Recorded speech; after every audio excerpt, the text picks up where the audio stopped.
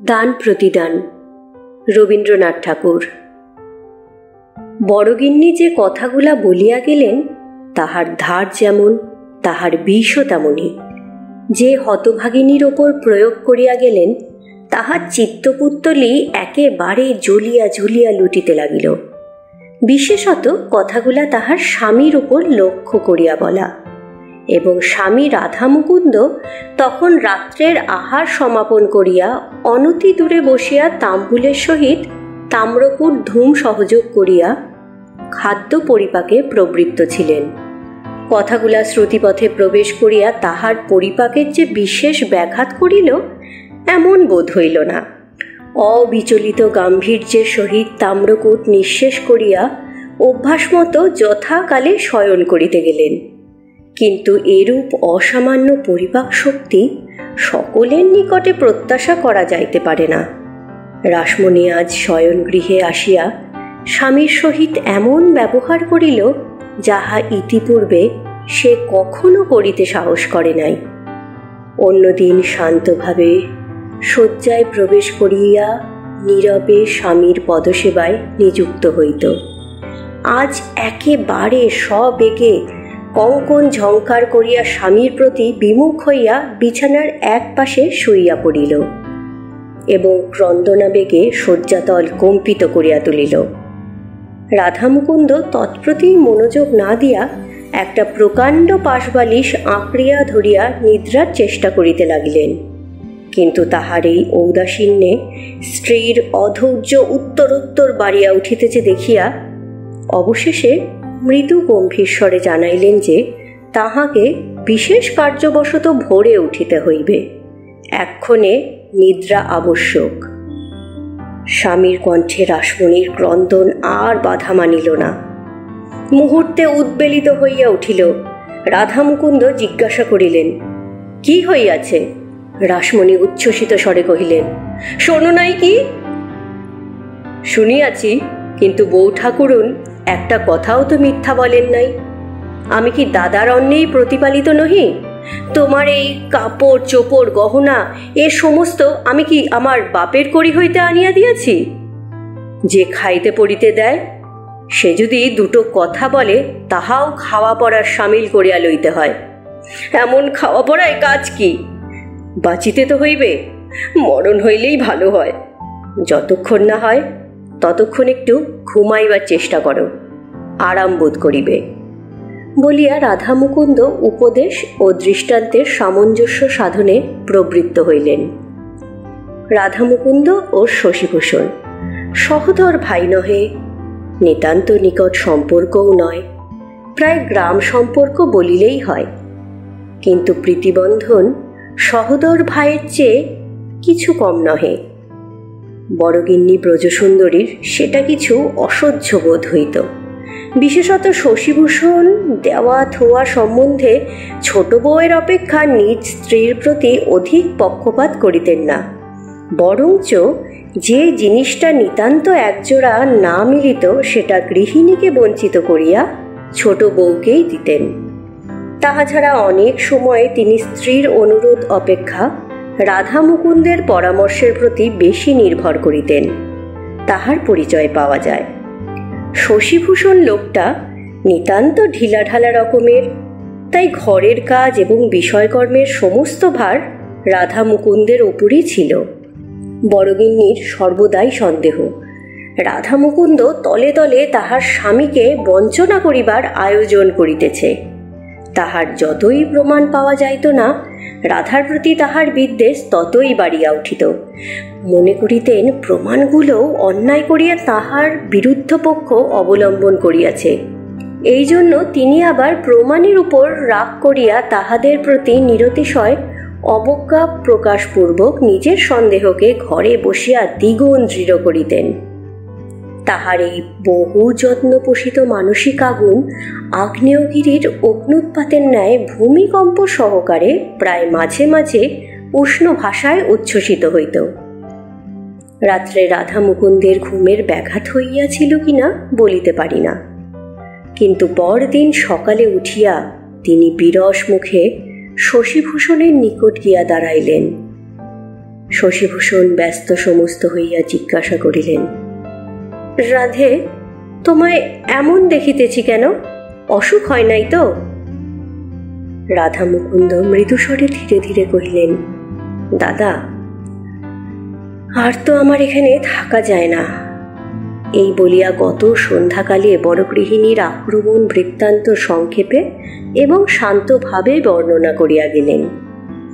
শশীভূষণ হাসিয়া কহিলেন, এ তো নতুন কথা নহে, ও তো পরের ঘরের মেয়ে, সুযোগ পাইলেই দুটো কথা বলিবে, তাই বলিয়া কি ঘরের লোককে ছাড়িয়া যাইতে হইবে?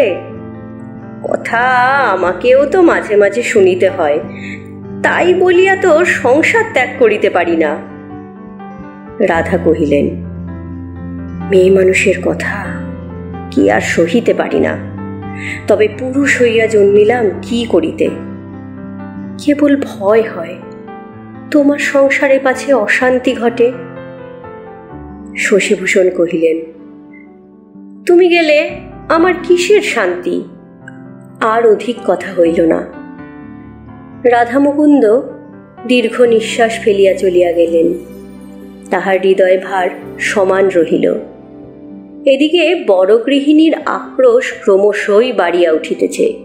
সহস্র উপলে যখন তখন তিনি রাধাকে খোঁটা দিতে পারিলে ছাড়েন না। মুহুর্মুহু বাক্যবাণে রাসমণির অন্তরাত্মাকে এক প্রকার সরশয্যাশায়ী করিয়া তুলিলেন। রাধা যদিও চুপচাপ করিয়া তামাক টানেন এবং স্ত্রীকে ক্রন্দনোন্মুখী দেখিবা মাত্র চোখ বুজিয়া নাক ডাকাইতে আরম্ভ করেন, তবু ভাবে বোধ হয় তাহারও অসহ্য হইয়া আসিয়াছে। কিন্তু শশীভূষণের সহিত তাহার সম্পর্ক তো আজিকার নহে। দুই ভাই যখন প্রাতঃকালে পান্তা ভাত খাইয়া পাত্তারিকে একসঙ্গে পাঠশালায় যাইত, উভয় যখন একসঙ্গে পরামর্শ করিয়া গুরুমশাইকে ফাঁকি দিয়া পাঠশালা হইতে পালাইয়া রাখাল ছেলেদের সঙ্গে মিশিয়া নানাবিধ খেলা ফাঁদিত, এক বিছানায় শুইয়া স্তিমিত আলোকে মাসির নিকট গল্প শুনিত, ঘরের লোককে লুকাইয়া রাত্রে দূর পল্লীতে যাত্রা শুনিতে চাইত এবং প্রাতঃকালে ধরা পড়িয়া অপরাধ এবং শাস্তি উভয়ই সমান ভাগ করিয়া লইত। তখন কোথায় ছিল ব্রজসুন্দরী, কোথায় ছিল রাসমণি? জীবনের এতগুলো দিনকে কি একদিনে বিচ্ছিন্ন করিয়া চলিয়া যাওয়া যায়? কিন্তু এই বন্ধন যে স্বার্থপরতার বন্ধন, এই প্রগাঢ় প্রীতি যে পরান্ন প্রত্যাশার সুচতুর ছদ্মবেশ, এরূপ সন্দেহ, এরূপ আভাস মাত্র তাহার নিকট বিষতুল্য বোধ হইত। অতএব আর কিছুদিন এরূপ চলিলে কি হইত বলা যায় না। কিন্তু এমন সময়ে একটা গুরুতর ঘটনা ঘটিল। যে সময়ের কথা বলিতেছি তখন নির্দিষ্ট দিনে সূর্যাস্তের মধ্যে গভর্নমেন্টের খাজনার শোধ না করিলে জমিদারি সম্পত্তি নিলাম হইয়া যাইত। একদিন খবর আসিল, শশীভূষণের একমাত্র জমিদারি পরগনা এনাদশাহী লাটের খাজনার দায়ে নিলাম হইয়া গেছে। রাধা মুকুন্দ তাহার স্বাভাবিক মৃদু প্রশান্তভাবে কহিলেন, আমারই দোষ। শশীভূষণ কহিলেন, তোমার কিসের দোষ? তুমি তো খাজনা চালান দিয়াছিলে।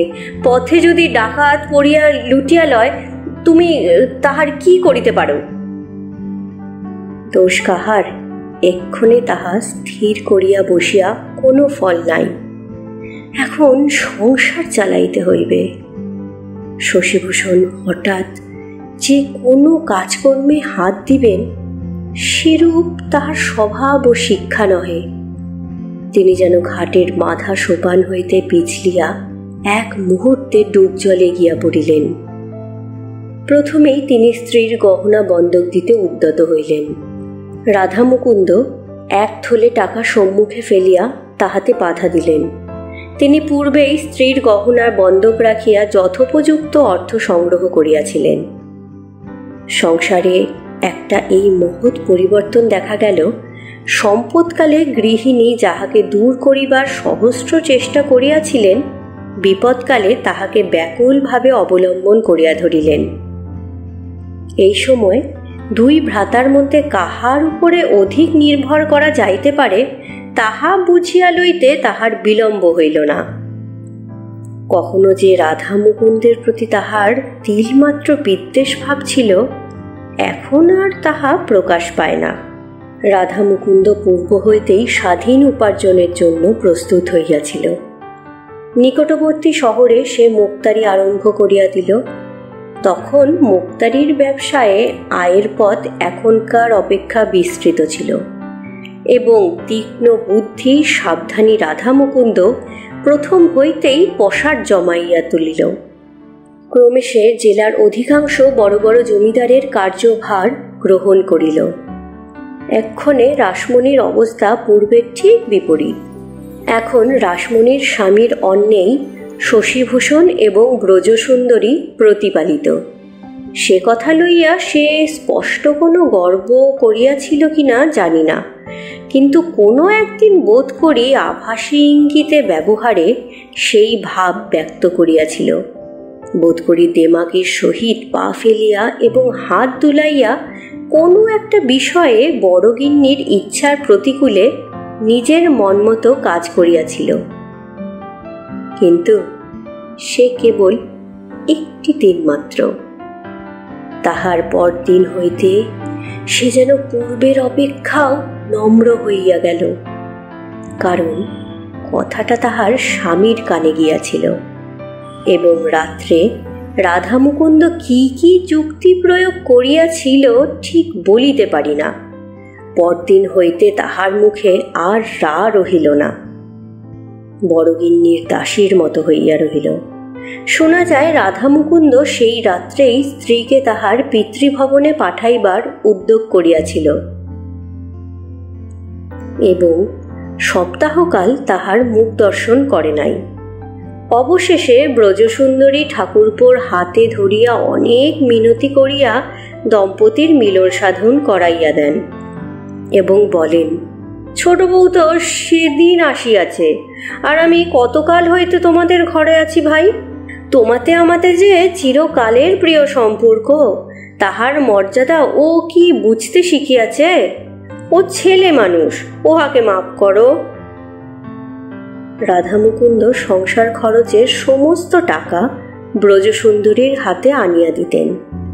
রাসমণি নিজের আবশ্যক ব্যয় নিয়ম অনুসারে অথবা প্রার্থনা করিয়া ব্রজসুন্দরীর নিকট হইতে পাইতেন। গৃহমধ্যে বড়গিন্নির অবস্থা পূর্বাপেক্ষা ভালো বই মন্দ নহে, কারণ পূর্বেই বলিয়াছি শশীভূষণ স্নেহবশে এবং নানা বিবেচনায় রাসমণিকে বরঞ্চ অনেক সময় অধিক পক্ষপাত দেখাইতেন। শশীভূষণের মুখে যদিও তাহার সহজ প্রফুল্ল হাস্যের বিরাম ছিল না, কিন্তু গোপন অসুখে তিনি প্রতিদিন কৃশ হইয়া যাইতেছিলেন, আর কেহ তাহা ততটা লক্ষ্য করে নাই। কেবল দাদার মুখ দেখিয়া রাধার চোখে নিদ্রা ছিল না। অনেক সময় গভীর রাত্রে রাসমণি জাগ্রত হইয়া দেখিত গভীর দীর্ঘ নিঃশ্বাস ফেলিয়া অশান্তভাবে রাধা এপাশ ওপাশ করিতেছে। রাধা মুকুন্দ অনেক সময় শশীভূষণকে গিয়া আশ্বাস দিত, তোমার কোনো ভাবনা নাই দাদা, তোমার পৈতৃক বিষয় আমি ফিরাইয়া আনিব, কিছুতেই ছাড়িয়া দিব না, বেশি দিন দেরিও নাই। বাস্তবিক বেশি দিন দেরিও হইল না। শশীভূষণের সম্পত্তি যে ব্যক্তি নিলামে খরিদ করিয়াছিল সে ব্যবসায়ী লোক, জমিদারির কাজে সম্পূর্ণ অনভিজ্ঞ। সম্মানের প্রত্যাশায় কিনিয়াছিল, কিন্তু ঘর হইতে সদর খাজনা দিতে হইত, 1 পয়সা মুনাফা পাইত না। রাধা মুকুন্দ বৎসরের মধ্যে 2-1 বার লাঠিয়াল লইয়া লুটপাট করিয়া খাজনা আদায় করিয়া আনিত। প্রজারাও তাহার বাধ্য ছিল। অপেক্ষাকৃত নিম্নজাতীয় ব্যবসাজীবী জমিদারকে তাহারা মনে মনে ঘৃণা করিত। রাধা মুকুন্দের পরামর্শে ও সাহায্যে সর্বপ্রকারেই তাহার বিরুদ্ধাচরণ করিতে লাগিত। অবশেষে সে বেচারা বিস্তর মোকদ্দমা মামলা করিয়া বারবার অকৃতকার্য হইয়া এই ঝঞ্ঝাট হাত হইতে ঝাড়িয়া ফেলিবার জন্য উৎসুক হইয়া উঠিল। সামান্য মূল্যে রাধামুকুন্দ সেই পূর্ব সম্পত্তি পুনর্বার কিনিয়া লইলেন। লেখায় যত অল্পদিন মনে হইল, আসলে ততটা নয়। ইতিমধ্যে প্রায় 10 বৎসর উত্তীর্ণ হইয়া গিয়াছে। 10 বৎসর পূর্বে শশীভূষণ যৌবনের সর্বপ্রান্তে প্রৌঢ় বয়সের আরম্ভ ভাগে ছিলেন, কিন্তু এই 8-10 বৎসরের মধ্যেই তিনি যেন অন্তর্রুদ্ধ মানসিক উত্তাপের বাষ্পযানে চড়িয়া একেবারে সবেগে বার্ধক্যের মাঝখানে আসিয়া পৌঁছিয়াছেন। পৈতৃক সম্পত্তি যখন ফিরিয়া পাইলেন, তখন কি জানি কেন আর তেমন প্রফুল্ল হইতে পারিলেন না। বহুদিন অপব্যবহারে হৃদয়ের বীণাযন্ত্র বোধ করি বিকল হইয়া গিয়াছে। এখন সহস্রবার তার টানিয়া বাঁধিলেও ঢিলা হইয়া নামিয়া যায়। সে সুর আর কিছুতেই বাহির হয় না। গ্রামের লোকেরা বিস্তর আনন্দ প্রকাশ করিল। তাহারা একটা ভোজের জন্য শশীভূষণকে গিয়া ধরিল। শশীভূষণ রাধামুকুন্দকে জিজ্ঞাসা করিলেন, কি বলো ভাই? রাধামুকুন্দ বলিলেন, অবশ্য শুভ দিনে আনন্দ করিতে হইবে বই কি। গ্রামে এমন ভোজ বহুকাল হয় নাই। গ্রামের ছোট বড় সকলেই খাইয়া গেল। ব্রাহ্মণেরা দক্ষিণা এবং দুঃখী কাঙালিগণ পয়সা ও কাপড় পাইয়া আশীর্বাদ করিয়া চলিয়া গেল। শীতের আরম্ভে গ্রামে তখন সময়টা খারাপ ছিল।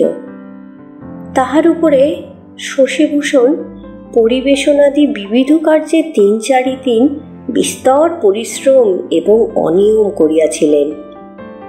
তাহার ভগ্ন শরীরে আর সহিল না। তিনি একেবারে শয্যাশায়ী হইয়া পড়িলেন। অন্যান্য দুরূহ উপসর্গের সহিত কম্প দিয়া জ্বর আসিল। বৈদ্য মাথা নাড়িয়া কহিল, বড় শক্ত ব্যাধি। রাত্রি 2-3 প্রহরের সময় রোগীর ঘর হইতে সকলকে বাহির করিয়া দিয়া রাধামুকুন্দ কহিলেন, দাদা, তোমার অবর্তমানে বিষয়ের অংশ কাহাকে কি রূপ দিব, সেই উপদেশ দিয়া যাও। শশীভূষণ কহিলেন, ভাই, আমার কি আছে যে কাহাকে দিব? রাধামুকুন্দ কহিলেন, সবই তো তোমার। শশীভূষণ উত্তর দিলেন, এককালে আমার ছিল, এখন আমার নহে। রাধামুকুন্দ অনেকক্ষণ চুপ করিয়া বসিয়া রহিল। বসিয়া বসিয়া শয্যার এক অংশের চাদর 2 হাত দিয়া বারবার সমান করিয়া দিতে লাগিল। শশীভূষণের শ্বাসক্রিয়া কষ্টসাধ্য হইয়া উঠিল। রাধামুকুন্দ তখন শয্যাপ্রান্তে উঠিয়া বসিয়া রোগীর পা দুটি ধরিয়া কহিল, দাদা, আমি যে মহাপাতকের কাজ করিয়াছি তাহা তোমাকে বলি, আর তো সময় নাই। শশীভূষণ কোনো উত্তর করিলেন না। রাধামুকুন্দ বলিয়া গেলেন, সেই স্বাভাবিক শান্ত ভাব এবং ধীরে ধীরে কথা, কেবল মাঝে মাঝে এক একটা দীর্ঘ নিঃশ্বাস উঠিতে লাগিল। দাদা, আমার ভালো করিয়া বলিবার ক্ষমতা নাই। মনের যথার্থ যে ভাব সে অন্তর্যামী জানেন। আর পৃথিবীতে যদি কেহ বুঝিতে পারে তো হয়তো তুমি পারিবে। বালককাল হইতে তোমাতে আমাতে অন্তরে প্রভেদ ছিল না, কেবল বাহিরে প্রভেদ। কেবল এক প্রভেদ ছিল, তুমি ধনী, আমি দরিদ্র। যখন দেখিলাম এই সামান্য সূত্রে তোমাতে আমাতে বিচ্ছেদের সম্ভাবনা ক্রমশই গুরুতর হইয়া উঠিতেছে, তখনই আমি সেই প্রভেদ লোপ করিয়াছিলাম। আমি সদর খাজনা লুট করাইয়া তোমার সম্পত্তি নিলাম করাইয়াছিলাম। শশীভূষণ তিলমাত্র বিস্ময়ের ভাব প্রকাশ না করিয়া ঈষৎ হাসিয়া মৃদুস্বরে রুদ্ধ উচ্চারণে কহিলেন, ভাই, ভালোই তো করিয়াছিলে, কিন্তু যে জন্য এত করিলে তাহা কি সিদ্ধ হইল? কাছে কি রাখিতে পারিলে দয়াময় হরি? বলিয়া প্রশান্ত মৃদু হাস্যের ওপরে দুই চক্ষু হইতে দুই বিন্দু অশ্রু গড়াইয়া পড়িল।